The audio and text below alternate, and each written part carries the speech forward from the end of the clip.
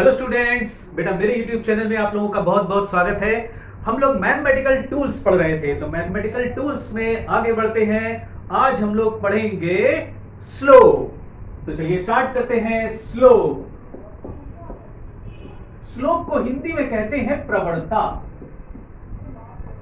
प्रवणता कहते हैं हिंदी में। चलो बेटा, तो स्लोप क्या होता है आज हम लोग अच्छे से पढ़ लेंगे। मान लो कि ये कोई y-x कर्व दे रखा है इस तरीके का, ठीक, और इसमें कोई पॉइंट है ये a। इस a पॉइंट पर हमको स्लोप कैलकुलेट करना है। तो क्या करते हैं कि a पॉइंट पर स्लोप कैलकुलेट करने के लिए एक हम टेंजेंट ड्रॉ करते हैं उस a पॉइंट पर, और देखेंगे कि ये टेंजेंट x एक्सिस से कितना एंगल बना रहा है। सपोज दैट ये थीटा का एंगल बनाता है, तो इसके जो स्लोप की वैल्यू होती है, स्लोप वो यहां के tan थीटा के इक्वल होता है। मींस ए पॉइंट पर जो ये tan थीटा बन रहा है उसकी value, that is called slope. और यही dy बाई dx के भी इक्वल होगा, क्योंकि देखो अगर मान लो यहां पर हम एक डिफरेंशियल ट्राइंगल कंसीडर करें, छोटा सा ट्राइंगल जिसका परपेंडिकुलर dy के बराबर होगा और हॉरिजॉन्टल dx के बराबर होगा, ये वाला एंगल भी यहां पर थीटा बनेगा, तो देखो उसके भी tan थीटा की वैल्यू dy बाई dx के इक्वल होगी। तो अगर y-x कर्व है तो इसी में dy बाई dx की जो वैल्यू होती है उसी को हम लोग कहते हैं स्लोप, और वो वैल्यू उसके tan थीटा के इक्वल होती है, इसके टेंजेंट के tan थीटा के इक्वल। बात समझ आई बेटा सबको? ठीक। अब देखिए ये थीटा अगर ग्रेटर देन 90 डिग्री है तो स्लोप निगेटिव होता है, और अगर थीटा लेस देन 90 डिग्री है तो स्लोप पॉजिटिव होता है। जैसे कि यहां पर हम देख रहे हैं कि जो थीटा की वैल्यू है वो लेस देन 90 डिग्री है, तो इसलिए यहां पर स्लोप पॉजिटिव होगा। स्लोप पॉजिटिव वो इसलिए क्योंकि जब हम tan थीटा की वैल्यू निकालते हैं तो 90 डिग्री से लेस के लिए tan थीटा की वैल्यू पॉजिटिव मिलती है, और 90 डिग्री से लेकर 180 के बीच में जब हम tan थीटा की वैल्यू निकालते हैं तो वो निगेटिव मिलती है। तो यहां पर देखिए, जैसे मान लीजिए अगर हम अगला एक कर्व ड्रॉ करें y और x का, और सपोज दैट वो कर्व ये है और यहां पर है कोई b पॉइंट, और इस b पॉइंट पर अगर हम टेंजेंट ड्रॉ करते हैं स्लोप को निकालने के लिए, तो देखिए उसका हॉरिजॉन्टल से पॉजिटिव x एक्सिस से एंगल ये आएगा। तो यहां पर जो एंगल है वो थीटा ग्रेटर देन 90 डिग्री है। तो अगर थीटा ग्रेटर देन 90 डिग्री हो गया तो फिर स्लोप की वैल्यू निगेटिव हो जाएगी। तो यहां पर जो tan थीटा होगा, यानी कि dy by dx at b is equal to tan theta at b, ये वैल्यू स्लोप की वैल्यू होगी, और ये स्लोप कैसा होगा? निगेटिव होगा। ये स्लोप निगेटिव होगा। तो बेटा समझ में आया कि स्लोप क्या होता है? किसी भी कर्व के ऊपर जब हम स्लोप निकालते हैं किसी पॉइंट पर, तो वहां पर एक टेंजेंट ड्रॉ करते हैं, उसका टेंजेंट का हॉरिजॉन्टल से एंगल देखते हैं, उसकी जो tan थीटा की वैल्यू होती है वही उसका स्लोप कहलाता है। और ये दो टाइप के होते हैं, पॉजिटिव भी और निगेटिव भी। पॉजिटिव तब होंगे जब थीटा लेस देन 90 होगा, निगेटिव तब होगा जब थीटा ग्रेटर देन 90 डिग्री होगा। इतनी बात क्लियर बेटा सबको? अच्छा, अब देखिए ये जो स्लोप होता है ये इंक्रीजिंग स्लोप भी हो सकता है, डिक्रीजिंग स्लोप भी हो सकता है। तो इंक्रीजिंग डिक्रीजिंग कैसे होते हैं उसको भी समझिए। जैसे मान लीजिए ये कोई y-x कर्व है इस टाइप का। अब इसमें देखिए यहां पर एक पॉइंट है a, यहां पर एक पॉइंट है b, और यहां पर सपोज दैट एक पॉइंट है c।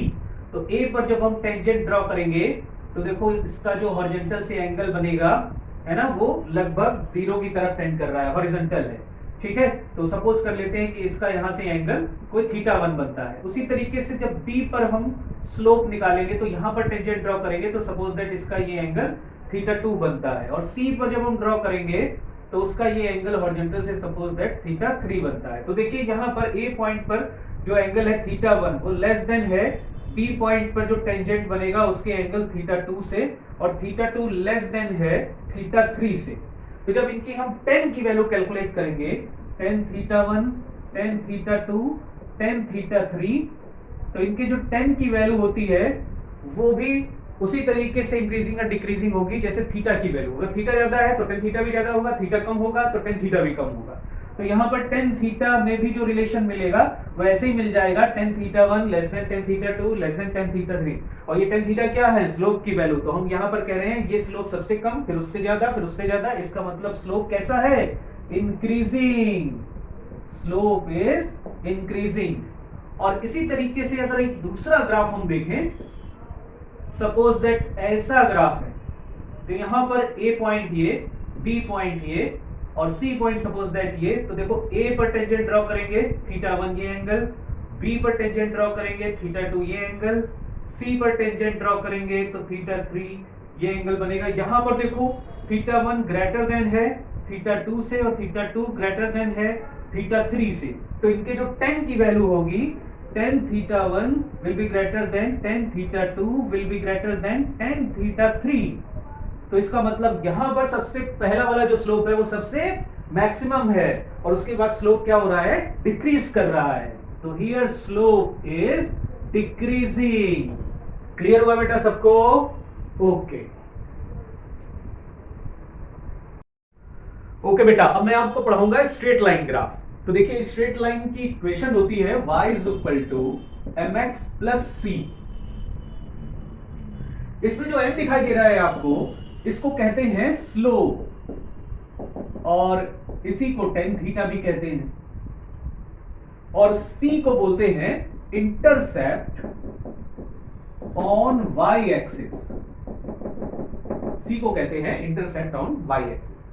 अब देखिए स्लोप अभी हम लोगों ने पढ़ा कि पॉजिटिव भी होता है, नेगेटिव भी होता है और जीरो भी हो सकता है। उसी तरीके से जो c है इंटरसेप्ट ऑन y एक्सिस, ये पॉजिटिव भी हो सकता है, नेगेटिव भी हो सकता है, जीरो भी हो सकता है। तो इस तरीके से स्ट्रेट लाइन के ग्राफ में 9 केसेस मिलते हैं हम लोगों को। तो चलिए एक एक करके पढ़ते हैं। तो पहले आते हैं केस 1 पर। तो केस 1 है when m greater than 0 and c greater than 0। तो देखिए सपोज दैट ये y एक्स ग्राफ है, m पॉजिटिव c भी पॉजिटिव। तो पॉजिटिव का मतलब कि थीटा की वैल्यू लेस देन 90 डिग्री होगी, तो जो लाइन होगी कुछ इस टाइप से होगी और पॉजिटिव y एक्सिस पर ये कट करेगी। तो पहला ग्राफ इस टाइप से जाएगा, थीटा की value less than 90 degree and intercept plus c। Clear हुआ बेटा सबको? आते हैं सेकंड केस पर।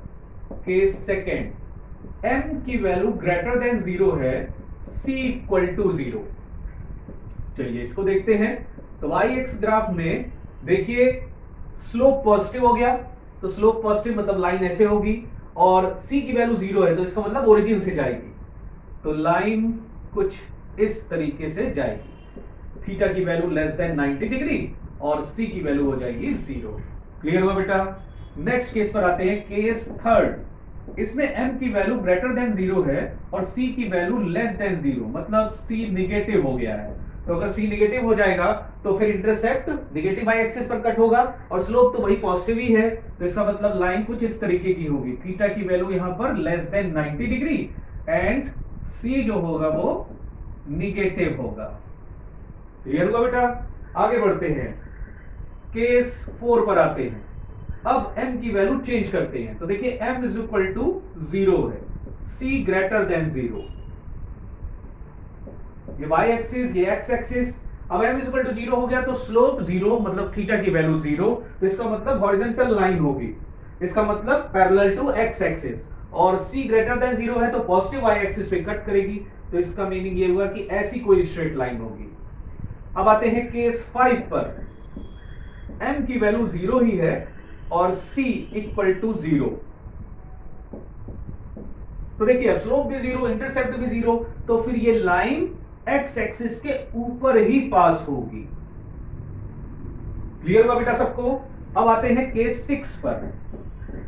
m की वैल्यू इक्वल टू 0 और c की वैल्यू लेस देन 0, नेगेटिव हो गई, तो स्लोप जो होगा वो तो 0 हो जाएगा और इंटरसेप्ट नेगेटिव मतलब नेगेटिव y एक्सिस में कटिंग होगी, तो स्ट्रेट लाइन ऐसी जाएगी, यहां पर c की वैल्यू नेगेटिव होगी, ठीक है, और स्लोप की वैल्यू 0। क्लियर हो बेटा सबको? अगले पॉइंट पर आते हैं, केस 7। अब m की वैल्यू नेगेटिव कर देते हैं, तो m लेस देन 0 है और c ग्रेटर देन 0। तो अब अगर स्लोप नेगेटिव हो गया तो फिर जो लाइन होगी उसका जो हॉरिजॉन्टल से एंगल बनेगा पॉजिटिव x एक्सिस से, वो ग्रेटर देन 90 डिग्री बनने लगेगा, तो इसका मतलब लाइन कुछ इस टाइप से जाएगी और ये पॉजिटिव y एक्सिस पर कट करेगी क्योंकि c की वैल्यू ग्रेटर देन 0 है, तो इस तरीके से लाइन जा रही होगी। थीटा की वैल्यू यहां पर ग्रेटर देन 90 डिग्री हो जाएगी और c जो होगा वो पॉजिटिव होगा, पॉजिटिव इंटरसेप्ट मिलेगा यहां पर। अगले केस पर आते हैं, केस 8। इसमें m की वैल्यू लेस देन 0 है और c की वैल्यू 0 कर देते हैं, तो देखिए स्लोप निगेटिव है, मतलब जो लाइन होगी वो इस तरीके से जाएगी और c इक्वल टू 0 पर यानी कि ओरिजिन पर कट करती हुई जाएगी। तो इसका मतलब इस स्ट्रेट लाइन की जो डायग्राम है या ग्राफ कह सकते हो वो इस टाइप का बनेगा।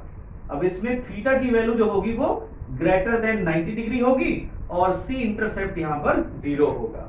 अगले केस में आ जाते हैं, केस 9, लास्ट केस, m की वैल्यू लेस देन 0 है और c की वैल्यू भी लेस देन 0 है, दोनों नेगेटिव। तो जब दोनों नेगेटिव होंगे तो ध्यान से देखिए, ये y एक्सिस ये x एक्सिस, स्लोप नेगेटिव मतलब लाइन ऐसे जाएगी और c की वैल्यू भी नेगेटिव, तो नेगेटिव y एक्सिस पर कट करेगी, मतलब यहां पर c की वैल्यू नेगेटिव और जो स्लोप होगा थीटा वो ग्रेटर देन 90 डिग्री, एंगल जो बनेगा वो ग्रेटर देन 90 डिग्री बनेगा। ठीक है, तो इस तरीके से बेटा सारे केसेस हुए स्ट्रेट लाइन ग्राफ के। ये क्लियर हुआ बेटा सबको? ओके।